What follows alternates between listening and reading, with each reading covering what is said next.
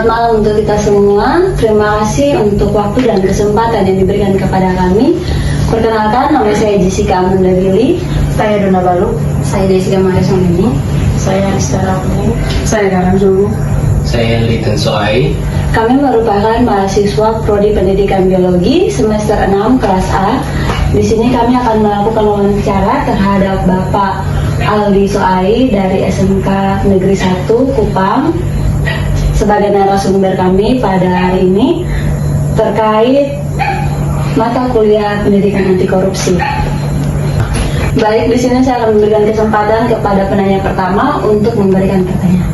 Baik, di sini untuk pertanyaan yang pertama, Pak Ali. Jadi bagaimana Bapak mengintegrasikan nilai-nilai anti korupsi dalam pembelajaran di dalam kelas?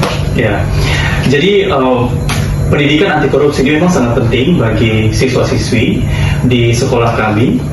Dan bagaimana cara saya mengintegrasikan pendidikan anti korupsi kepada siswa-siswi saya? Jadi ketika saya mengajar mata pelajaran yang saya ampuh di jurusan saya di SMK Negeri 1 Kupang, itu ada yang namanya pelajaran etika bisnis, ya. Di situ bagaimana saya mengajar kepada siswa untuk memiliki karakter-karakter yang unggul seperti kejujuran, disiplin, ya, dan lain sebagainya. Memang dibutuhkan untuk mereka ketika kelak nanti bekerja, mereka bisa menerapkan prinsip-prinsip anti korupsi. Karena inti dari anti korupsi itu sebenarnya adalah kejujuran, ya. Jadi kejujuran itu yang kita harus tanamkan lewat pelajaran-pelajaran yang kita berikan kepada siswa.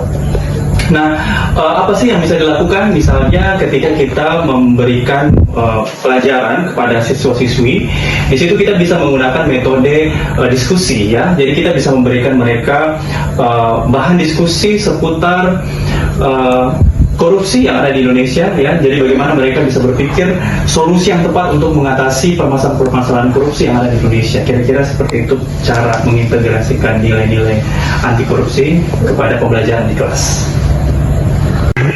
Terima kasih Bapak untuk jawaban dari pertanyaan tadi. Selanjutnya saya akan memberikan penanya kedua kesempatan untuk bertanya. Baik Pak, apakah ada materi atau kurikulum khusus yang dapat diajarkan tentang anti korupsi kepada siswa, kepada peserta didik?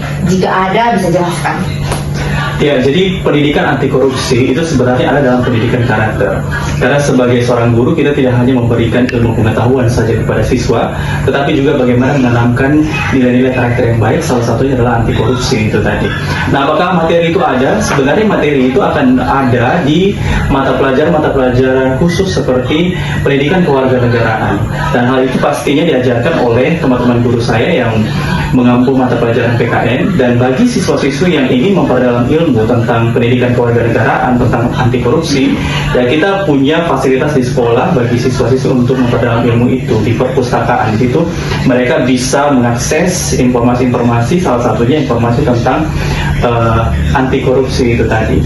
Nah, kami juga sudah pernah melakukan kampanye anti korupsi, ya. Jadi ada kegiatan-kegiatan seperti perlombaan, ya, membuat poster dan sebagainya. Itu kita mengajak mereka untuk berpartisipasi dalam upaya untuk mencegah, ya, atau anti korupsi itu bisa tertanam di dalam diri mereka lewat kegiatan-kegiatan yang kita selenggarakan di sekolah. Dan itu sudah pernah kita selenggarakan dan hasilnya sangat positif, ya. Anak-anak semakin sadar akan pentingnya kejujuran, ya, di ketika mereka masih sekolah agar itu bisa menjadi bekal bagi mereka di masa depan. Itu saja. Baik Pak, terima kasih untuk jawabannya. Selanjutnya saya berikan waktu kepada penanya ketiga untuk memberikan pertanyaan. Baik Pak, pertanyaan yang ketiga, apa tantangan yang Pak hadapi dalam mengajarkan nilai-nilai anti korupsi kepada siswa? Jadi tantangan terbesar sebenarnya adalah bagaimana meningkatkan kesadaran siswa, ya, tentang pentingnya menanamkan nilai-nilai anti korupsi. Salah satunya adalah kejujuran, ya. Dan mereka ini banyak siswa-siswi yang masih merasa bahwa hal-hal seperti itu merupakan hal-hal yang normal ketika mereka melihat ketidakjujuran, ya, di lingkungan sekolah, di rumah, ya. Mereka menganggap hal itu adalah hal yang normal. Jadi ini sebenarnya suatu tantangan tersendiri bagaimana meningkatkan kesadaran mereka bahwa mereka harus berjuang untuk melawan ya ketidakjujuran yang terjadi dalam lingkungan mereka. Karena ini memang lingkungan juga sangat berpengaruh ya. Jadi tantangan selain ketidaksadaran juga adalah lingkungan mereka, di mana mereka tinggal ya, di mana mereka bersosialisasi, karena lingkungan itu sangat mempengaruhi karakter mereka, begitu ya. Jadi sekalipun kita mengajarkan mereka tentang kejujuran dan lain sebagainya, tetapi lingkungan mereka itu berbeda, ya itu yang susah ya. Jadi itu tantangan kita, yaitu bagaimana memastikan mereka punya lingkungan tempat mereka tinggal ya dan berinteraksi itu juga menanamkan nilai-nilai yang sama seperti yang kita ajarkan di sekolah, seperti itu. Terima kasih Pak untuk jawabannya. Selanjutnya diberikan waktu dan kesempatan kepada penanya keempat.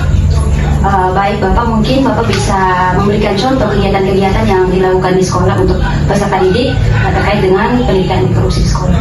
Ya, jadi kita di SMK Negeri 1 Kupang ya setiap akhir semester itu kita ada kegiatan yang namanya Project P5 ya, Project Penguatan Profil Pelajar Pancasila. Jadi itu sebenarnya salah satu poin yang ada di Project P5 adalah menanamkan nilai-nilai yang penting bagi mereka. Salah satunya adalah nilai-nilai kejujuran ya sebagai bagian dari anti korupsi itu tadi. Jadi kegiatan-kegiatan kita lakukan adalah seperti kampanye ya, kampanye di media sosial. Kita membuat perlombaan-perlombaan kepada siswa seperti membuat poster ya tentang anti korupsi ya, dan juga ada hal-hal lain yang positif pastinya untuk siswa agar mereka dapat menyebarkan informasi-informasi penting kepada khalayak umum tentang bagaimana menanamkan nilai-nilai atau prinsip-prinsip kejujuran dalam kehidupan sehari-hari, seperti itu. Terima kasih Pak untuk jawabannya. Selanjutnya akan diberikan waktu dan kesempatan kepada penanya terakhir. Kepada penanya terakhir waktu dan kesempatan diberikan. Baik Pak, apakah Bapak memiliki saran atau rekomendasi untuk meningkatkan pendidikan anti korupsi di sekolah? Ya, jadi saran untuk peningkatan anti korupsi ya di sekolah itu adalah membangun kolaborasi sebenarnya. Karena pendidikan anti korupsi ini tidak bisa diajarkan oleh guru saja, ya itu tidak akan cukup ya. Harus ada gabungan dari berbagai pihak ya, seperti orang tua siswa ya kan, lingkungan di mana mereka tinggal. Jadi kita akan berkolaborasi bersama-sama agar siswa-siswa ini tidak hanya mendapatkan ilmu tersebut di sekolah, tapi dimanapun mereka berada. Jadi kita membangun kolaborasi khususnya dengan lembaga-lembaga yang terkait dengan anti korupsi ini ya, seperti kejaksaan ya, KPK. Jadi kita menggandeng lembaga ini untuk bisa datang ke sekolah dan memberikan pelatihan semacam itu ya kepada siswa-siswa, sehingga mereka bisa mendapatkan informasi secara langsung dari pakar-pakar atau orang-orang yang ahli di bidang, sehingga lebih maksimal ilmu pengetahuan yang mereka dapatkan, sehingga mereka bisa menerapkan itu dalam kehidupan mereka. Itu saja. Demikian wawancara kami pada hari ini. Terima kasih untuk narasumber karena telah bersedia untuk memberikan jawaban dan pertanyaan kami. Terima kasih.